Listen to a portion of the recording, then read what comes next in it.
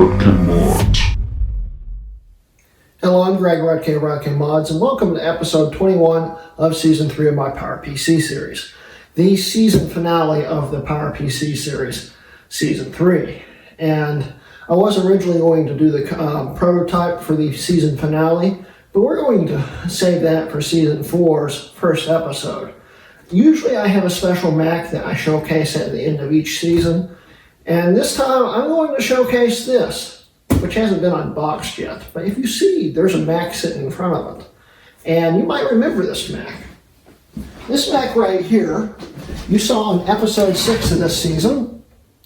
This is the dual 1.8 Sonnet G4, and it's been massively upgraded since then. The reason why I'm showing you this is because I got another one.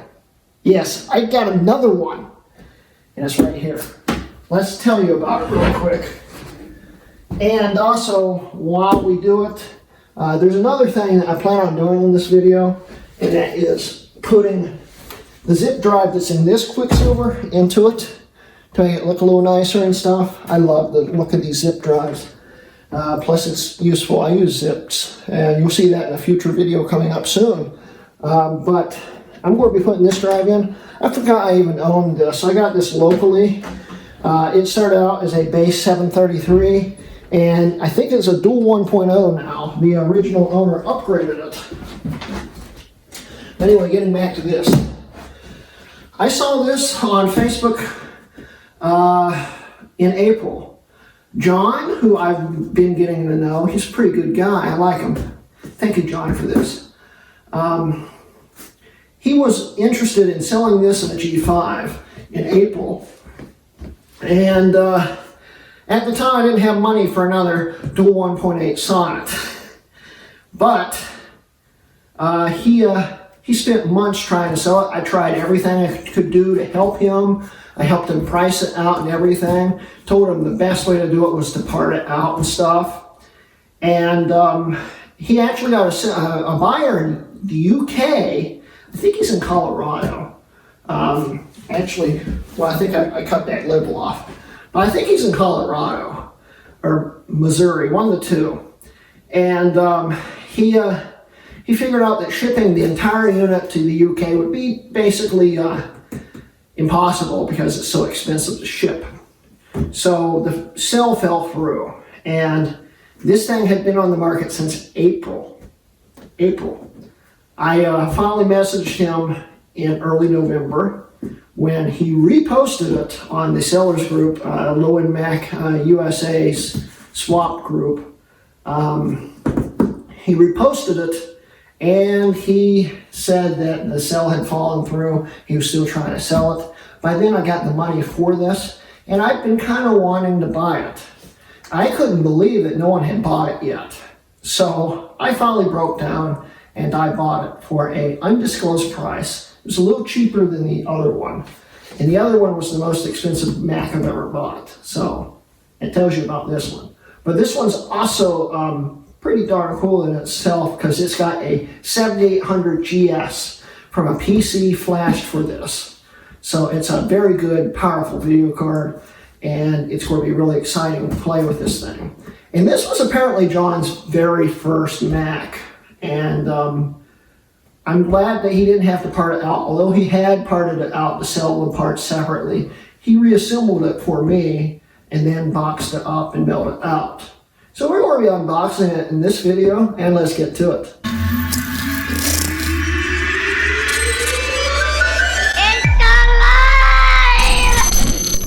Alright guys, I've got the unboxing knife right here, and let's get to it. We had FedEx box this, so if anyone's to blame for bad shipping, packing, it would be FedEx and not him. So if it doesn't make it in one piece, I'll blame him. FedEx did it themselves, and it cost a good amount to have FedEx do it. But it's going to be worth it, because it should be in one piece. Let's see. Oh yeah, this has got to be in one piece. And I'm sorry for the mess over here. I've got about 20 different videos in progress right now. And, well, I have nowhere to put this stuff right now. So anyway. Oh, it's within a box. That's pretty neat.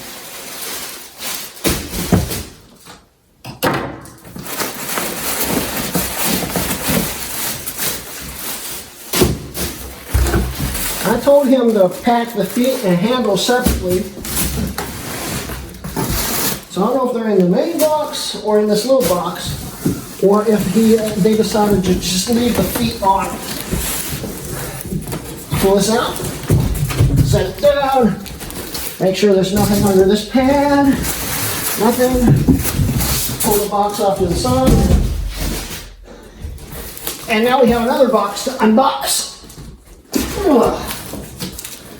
This should be the Mac itself. Let's see here.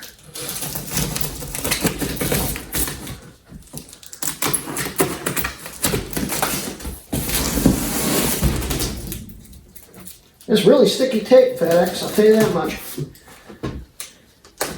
We're going to have to clean this blade. Ooh. Alright. Back it back forward.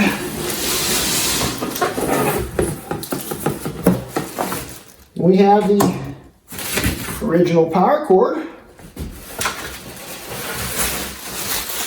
Bubble wrap. More bubble wrap. More bubble wrap. More bubble wrap. It's upside down. Sit this down. Here are the feet and the bottom pieces. All that looks like it's made it in one piece.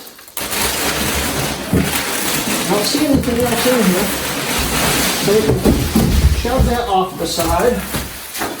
And let's build up some suspense here and get some feet unpacked here. If I can ever, you know,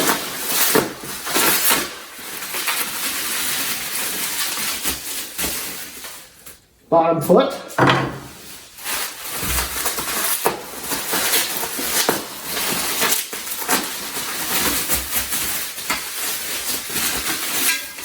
Top handle.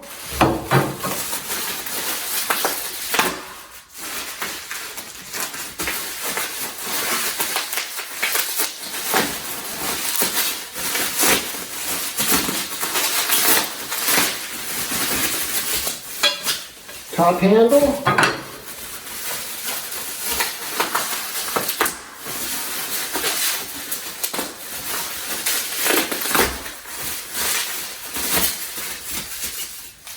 Bottom foot case plastic.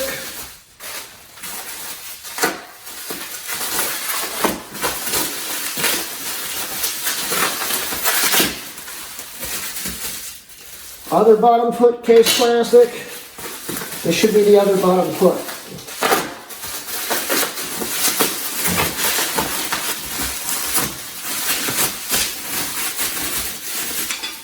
And it is indeed the other bottom foot.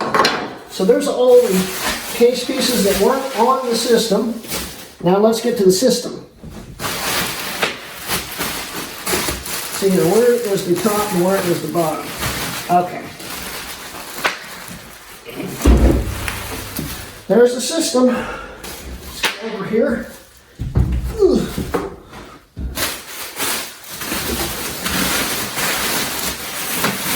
Now this is how you pack a power mat. Ooh, nice. So let's see. Look it out here.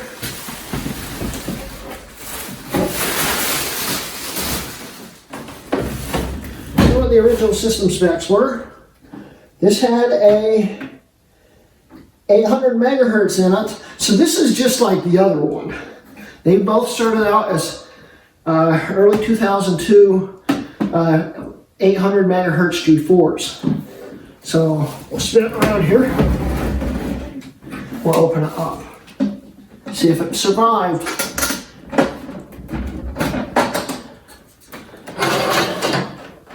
It does appear to have survived. Awesome. So let's take a quick look at it. It's running a new pram battery, which I have one sitting next door, I think. I'll have to bring that over.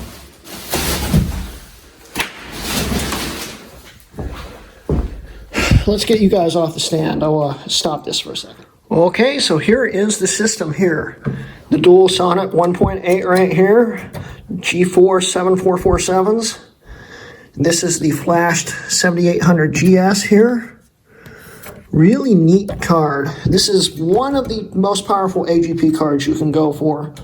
There are some faster out there, but this is one of the most powerful. It looks like it does take up a slot, and he might have taken some cards out or something, I'm not really sure.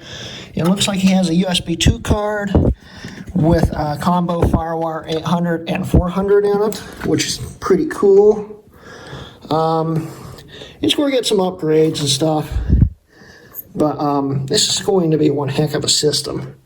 And what we're going to do now is put the feet and handles back on, and then put the new drive in, and then we'll boot it up and see if it works. So let's go. Okay, before I continue with all the rest of the video, I mentioned in the beginning that this started out as a single 800. This was actually a dual 800, which makes this a mid-2001 model. So it's not the good board. It's the early 2002 model is the good board, and that supports big drives and has DDR caching for the L3 cache and stuff, I think. I think that's part of the board, not the CPU. I'm not really sure on that.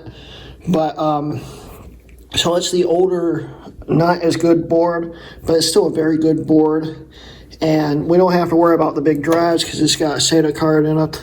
So that's okay. So it's still a very good buy. So let's set up the camera for reassembling and putting the drive in. Okay, so I thought we'd start off by putting the zip drive in. I've already taken the bottom cage out to put that zip drive in and taken the thing off the other one. And it's all ready to go in, but we have to take the top cage out to join them together and actually hook it all up and make sure all the jumpers are right too, which I'm sure they are because that came straight out of another Quicksilver. So I actually probably won't have to worry about that, but still. Let's get to it. We'll start off by taking that out, changing out the faceplate, and then we'll eventually end up with the feet and stuff on it too. So let's go.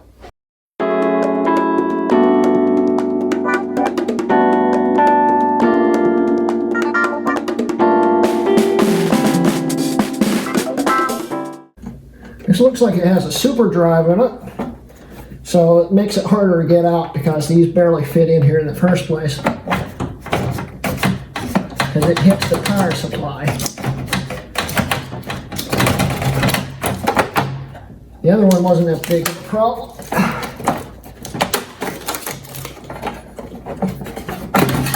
There we go. This is a little dusty.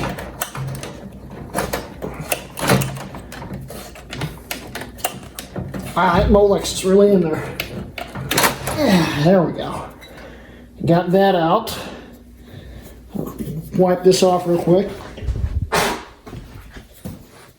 So now we need to put the faceplate on, which, let's do it like this. See if you can see a little bit what I'm doing here. There's a tab I have to push in right here, and the faceplate should start popping out like that. You just grab it and start pulling.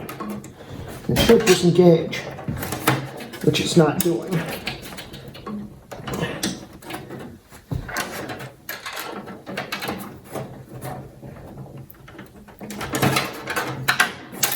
There we go. And it pops off right there. There's the old faceplate I can put on the other Quicksilver.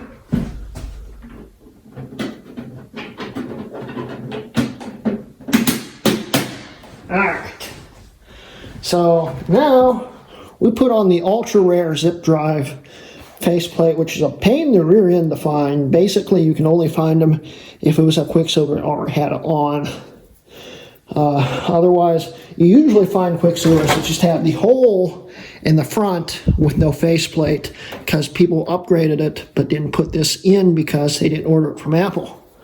So these are hard to find.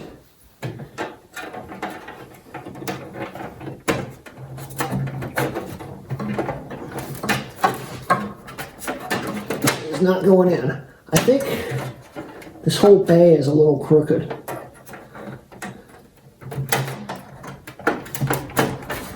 There we go. There we go. And there we go, we got it in. So now I can straighten it back out. See if that's lined up enough for you guys. And we can start putting the drive in.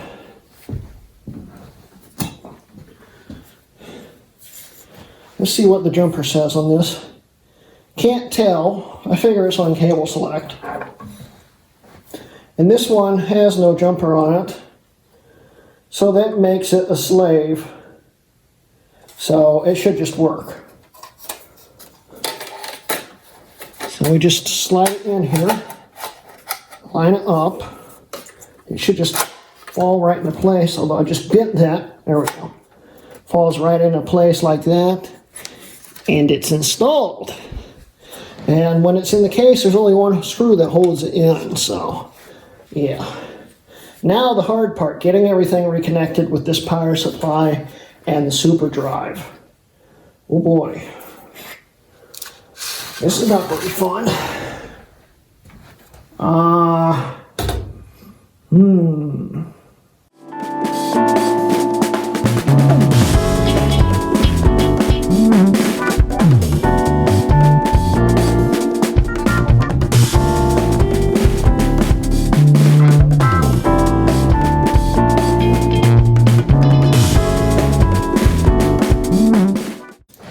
All right. We got the zip drive installed and screwed in. Now we can put the handles back on.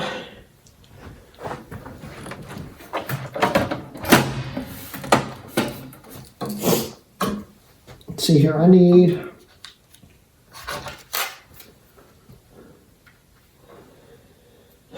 one of these.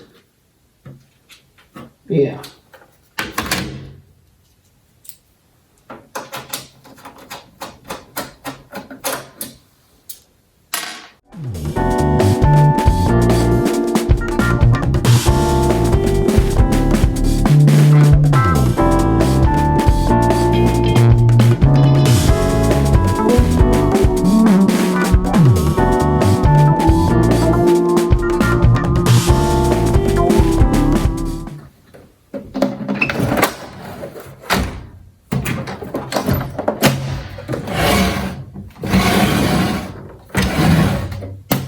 Ready. So now what we're going to do is I have to go get a adapter for the spare button sticking. It's still sticking. Now I'll have to fix that. And this bottom speaker looks broken. It's not a big deal. I've got some spares. But yeah, getting back to the point. Now I'm going to go find an ADC to DVI because it's DVI only. Find an ADC to DVI adapter I have laying around, and we're going to hook it up and do the first boot up and see what happens. So I'll be right back. Okay, so we have everything set up and plugged in, and yes, I did remember to plug in the ADC power adapter first this time. Unlike the last time I used one of these on video, I actually remembered to plug it in this time, so yeah. But anyway, everything should be hooked up. Everything should work. It should just power on when I hit the power button. We'll see. And we're going to test the zip drive too, because I haven't even seen if it works, because I haven't tested it before. And we've got a brand new pack of Zip 100s from Fujifilm in here. And it's got a $3 million rebate. I need to send it in within the next 30 days. Hey, maybe that will still work. I doubt it. I bought it off eBay, but we could see. But yeah, the case and the package came to me a little broken already anyway, so it's just going to make it easier for me to open. This plastic's gotten brittle, which means these have probably been in a lot of heat and they might not even work. We'll see. But the reason why I'm using 100s, and these are actually IBM formatted, so they'll have to be formatted first. But the reason why I'm using 100s is because all older Macs, I think the Quicksilver and maybe the Gigabit Ethernet or digital audio started coming with the Zip 250 drives. This has a 250 in it. But the reason why I use 100s is because this is a more popular size for Macs. All the older Macs, even the beige Macs that had zip drives had Zip 100 drives in them. And 250 drives would write Zip 100 disks. So I buy 100 disks. I do have a lot of 250s laying somewhere. I have no clue where they are. I have them from back in the day when zip drive was still a thing. But I don't know where they are. But I see no reason in buying them if I already have them. I've got like a grand total of 15 gigabytes worth of 250s. A lot of disks. But we'll open this up. Still shrink wrapped. Let's see here.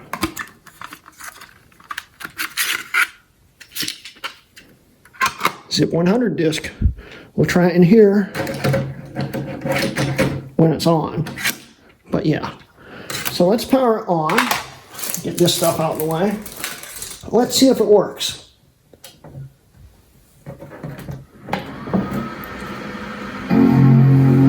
That's a good sign. It looks like the front faceplate is a little loose. There we go. That's what was wrong with the power button. Let's see if it shows a video.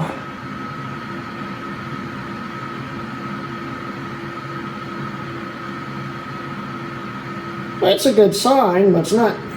There it goes. I don't know what's going to boot into. We're going to see.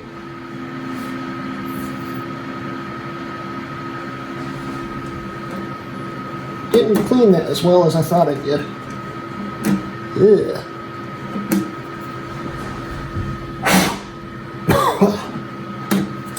A little dusty. It's still trying to start the boot.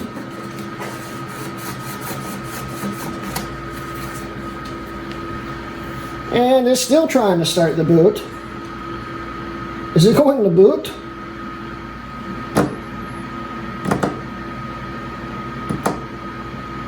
Why'd the screen go black? Oh, default patch. That could be a CPU problem. That's not good.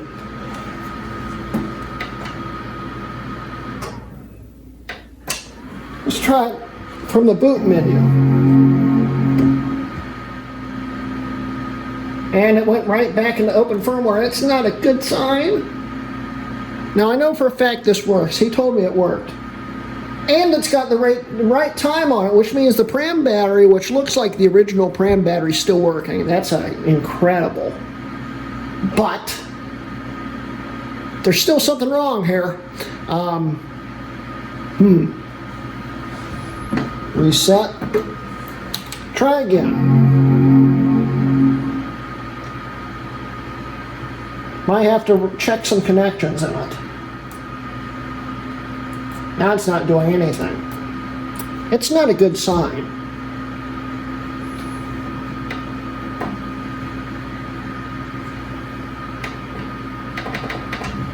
Okay, that's a really bad sign.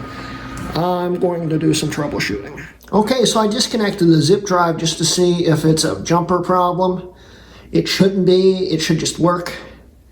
But we're going to find out if it boots up, it's probably a jumper problem. So let's try it.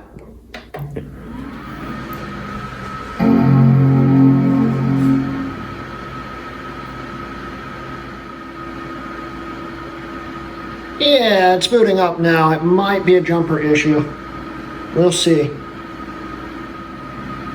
And it stopped booting again. It didn't crash this time, but for some reason it's not doing anything now. Now looking at my other Quicksilver, the optical drive jumper is different. So that might be the issue, but now we gotta figure out why it's not booting.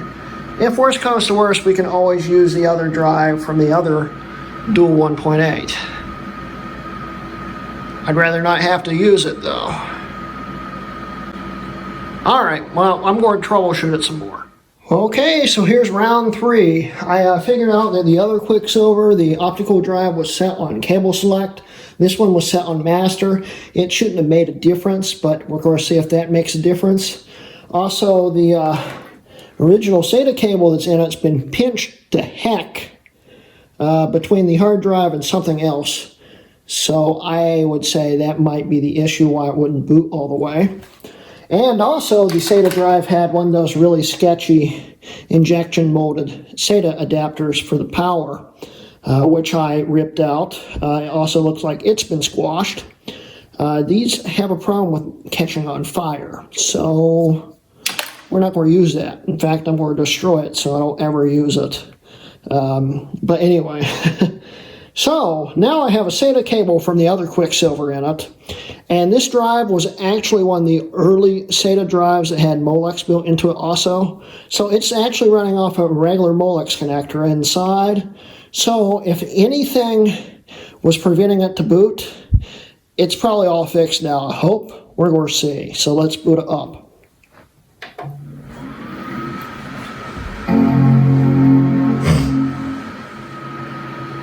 Okay, it's starting to boot up. Let's see what happens.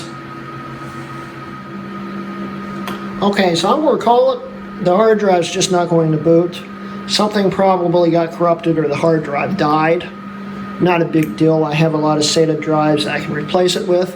What we're going to do now is I'm going to find a Mac that can run target disk mode, and we're going to boot off a drive off of that and see if that works. Okay, so I got my mid-2003 G5 2.0 gigahertz dual set up as the target disk mode system. It is now set up and running, and we can power this thing back up and try to boot off the G5, and then we can figure out what's going on with the hard drive and see if everything works. So let's go.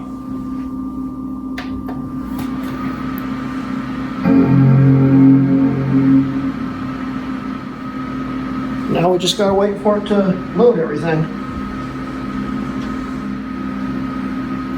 It is literally not loading any of the target disk mode.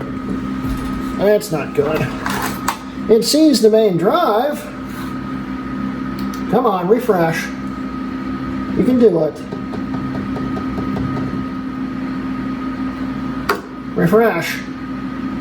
This is starting to make me a little angry. It's not seeing the disk on the G5.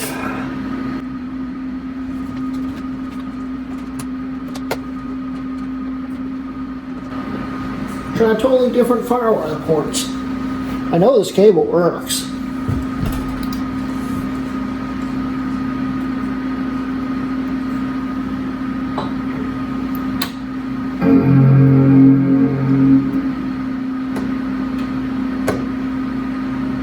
Well, now I'm extremely ticked. Oh, I want to break something. Why is it not showing the other drives? I know it's in target disk mode.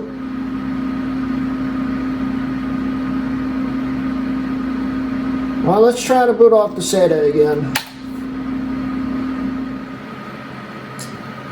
Wow, now it's frozen.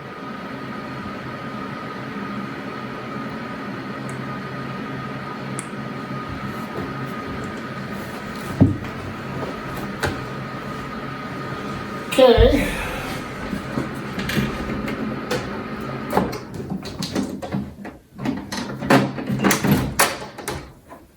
Let's try the other SATA port on this card.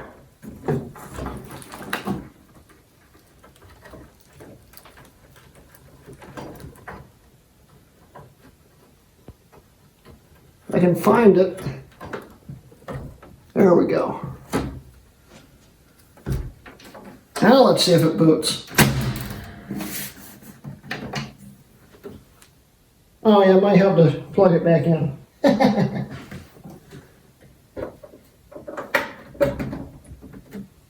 Now let's see if it boots.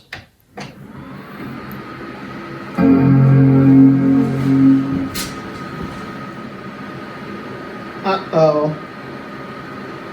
What just happened? I know that's not normal. Okay. So, let's boot off a Tiger installer disk. I'm getting mad now. I'm like steaming mad.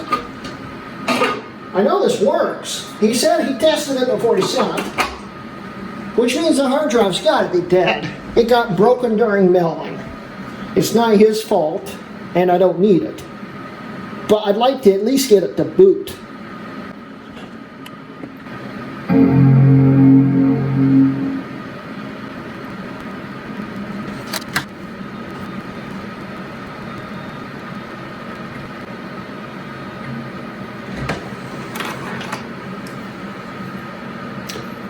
Did I just see that happen?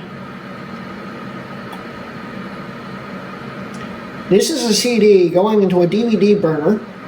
This CD has been read in multiple different Macs, including a Bondi Blue iMac.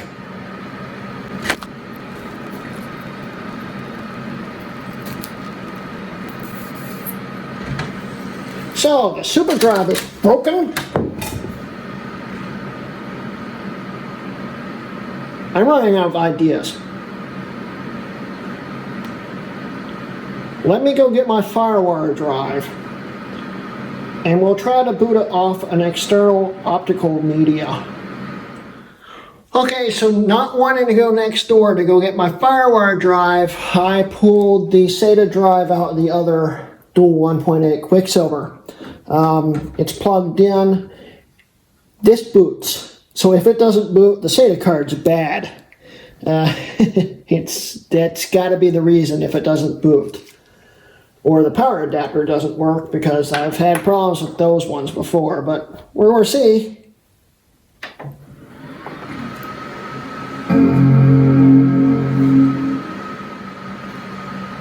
Okay, that's a good start. Which one should we boot into?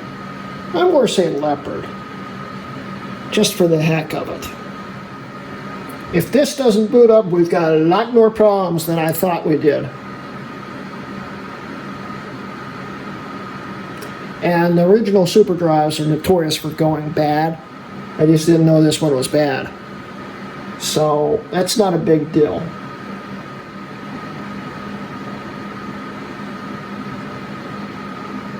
Here goes widescreen again. What the hell?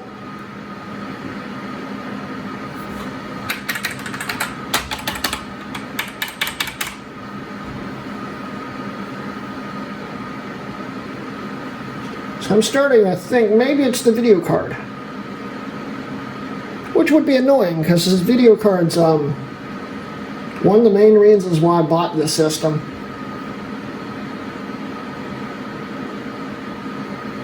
Okay, well, I'll switch out the video card with something else, and just to see if it boots up. All right.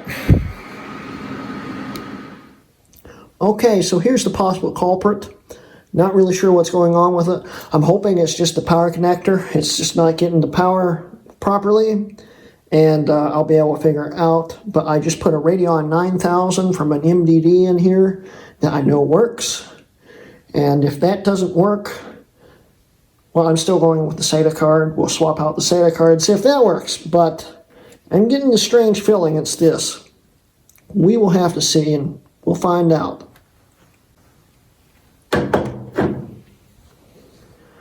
All right, so we have a known working hard drive in it, a known working video card in it. Let's see if we can get it to boot this time.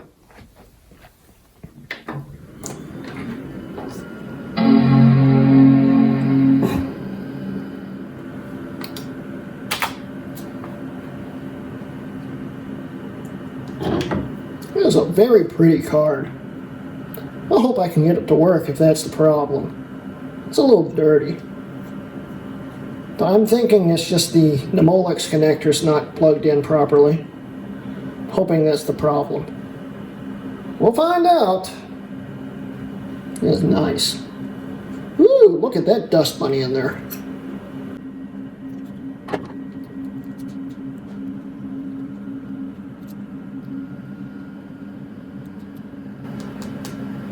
Ha!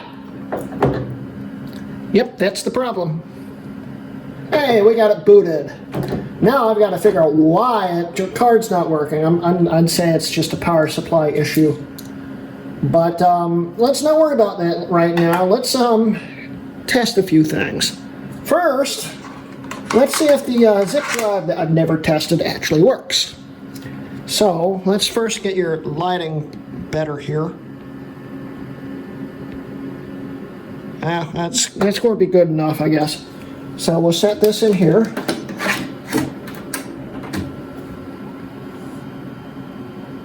It should say something about initializing it, I hope.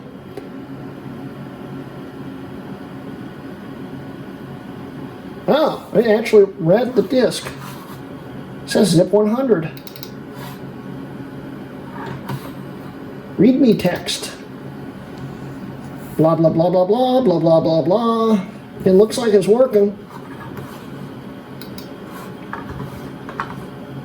So, we'll go to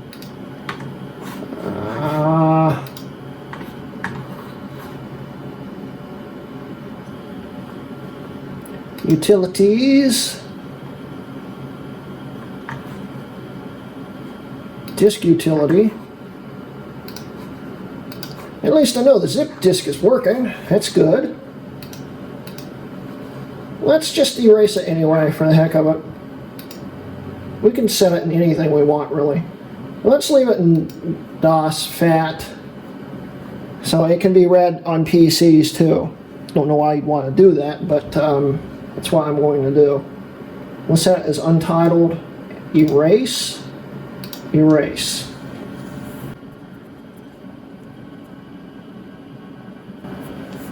Okay, so we got that wiped. Now let's find something to drop onto it.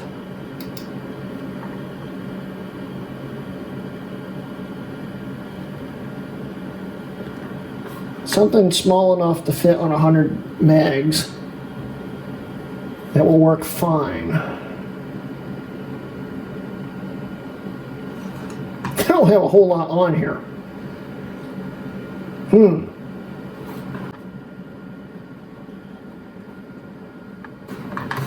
Let's go. Sorry if this is taking a minute here. I want to find something that will fit, that will work fine. The Aurora browser would probably fit. How big is it?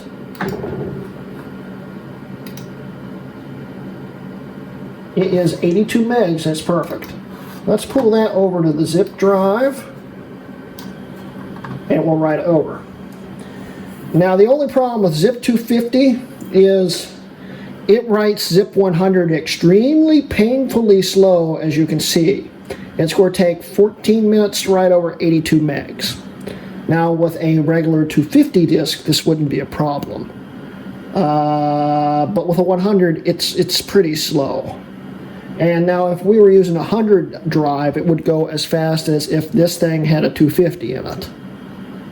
So this will take a while, but it's going to copy over.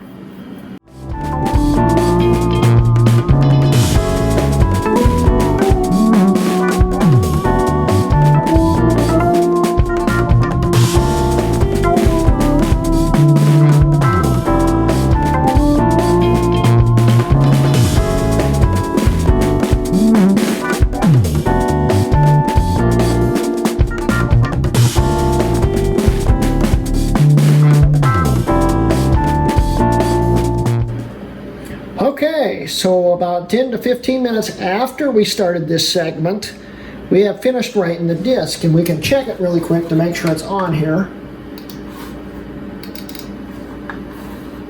82 megs, get info. We have 12 megs free. It worked. Now, what I'm going to do is eject the disk. Let's see if it ejects. Pop. There we go. And there we go. We've got 82 megs of stuff on here. Now, this is going to make more sense in the upcoming video after this, which hopefully will air, premiere the day after this video is released. And it has something to do with this right here, if that makes sense. So, yeah. It's going to be the start of a whole new series, which is exciting. And I'm excited to show you this, to start that series off. But, getting back to the point, now that we've made that disk and wasted a ton of time, let's actually go over what this system has.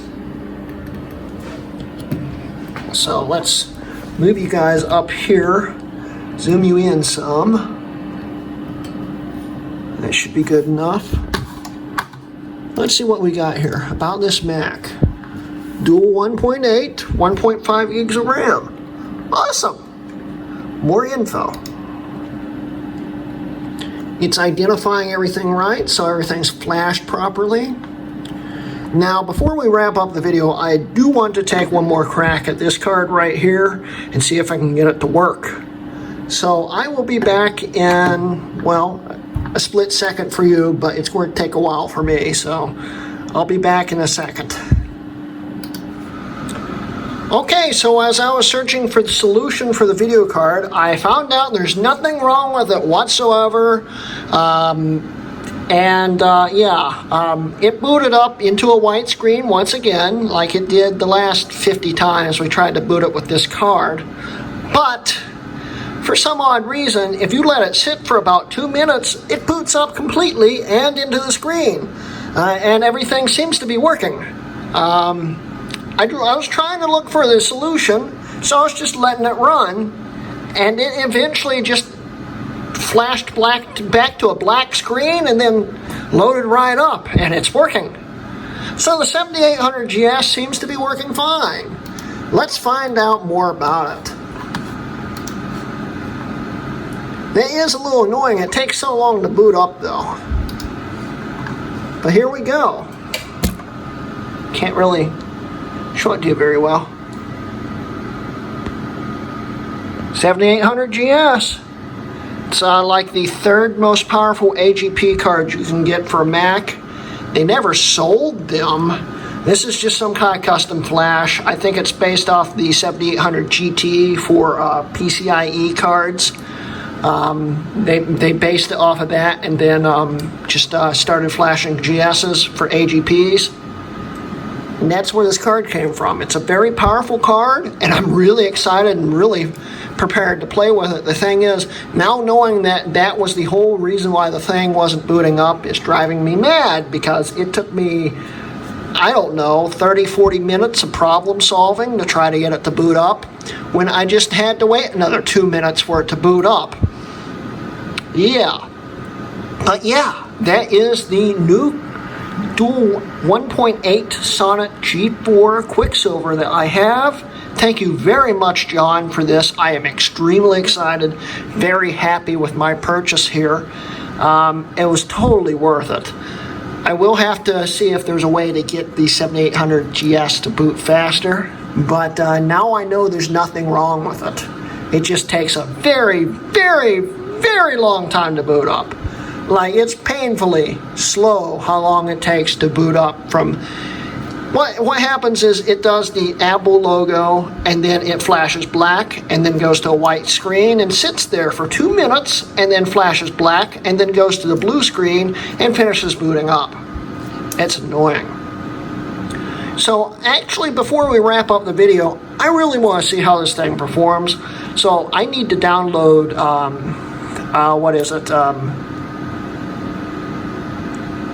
I forget the name of it right offhand, but I'm going to download it really quick, and we'll see how that plays out. So I'll be back in a second. Okay, so this time I booted into my MDD hard drive because I can't connect this thing to a network right now over here. And so it would be easier just to boot it off the MDD hard drive. And it booted up quicker. This time it went to the blue screen and just sat there for about a minute and a half, and then booted in. So it was a little bit quicker, but yeah, it's still a little annoying.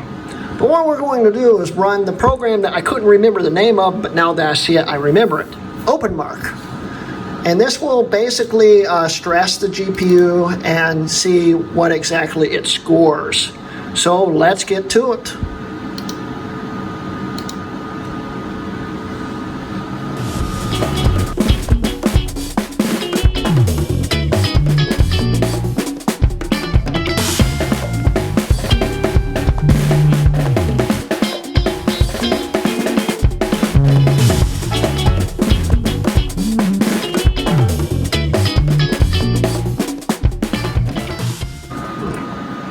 All right, we scored 11,751, which is in probably the top 5 cards of all PowerPC cards. I think the most powerful one's like 15,000 and something. I can't remember right offhand. I'll put an annotation or something in there for it.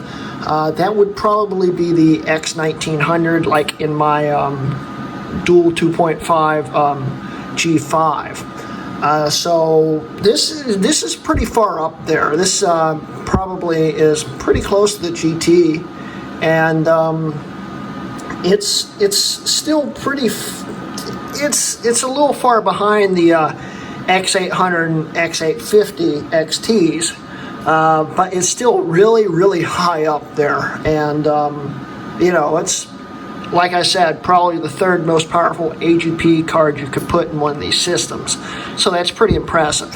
Now, I'm not running a CPU benchmark because I guarantee you it's going to end up being identical to my other dual 1.8. And I'll put the score of it in an annotation also. Or you can head to the end of episode 6 and check it out there too. So yeah, I'm pretty happy. Also, the SATA cable that I said got squashed, it's really long, by the way, but the one it came with actually still works fine. I straightened it out some, and it's working fine, and we're actually running off of it right now.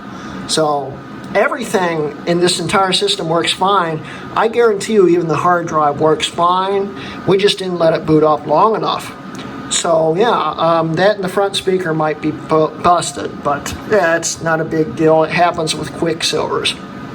So I'm very happy. Thank you again, John, for everything. I'm very happy with this purchase. This thing is a screamer for sure. So I can't complain about that. This will be fun to play games with for sure. This might be one of my new dedicated gaming machines. For the PowerPC lounge. So yeah, I'm happy. So that's the end of today's video, guys. And don't forget that I am now sponsored by SellYourMac.com. So if you go to SellYourMac.com/RodKMods and sell something, it will help me out and it will help you out because you'll be making money. Also, I forgot to mention, thank you for watching Season 3. This is the season finale, and Season 4 will be coming probably within the next week with the clamshell prototype. We'll be upgrading it. It's going to be fun. And that will be the first episode of Season 4. But thank you for watching Season 3. And also don't forget, I do now have a Patreon if you'd like to support me and see these videos a day early. You know, just come on over and join me. It will help me out. It will help me buy stuff like this to show you guys. And we'll be doing more experimentation with this system in the future. And the other dual 1.8 we have, which I can't take the dual 1.8 off of anymore because the socket's damaged from all those aftermarket CPUs I was testing in them. I.e. the Giga Designs card kind of screwed the socket up. I'm glad Colin has it now, so I don't screw anything else up with it. But yeah, I managed to fix the socket enough to run the dual 1.8 in it and not moving it out of that system ever again. So yeah. Anyway, once again, thanks for watching, guys, and this has been a RodKMods video.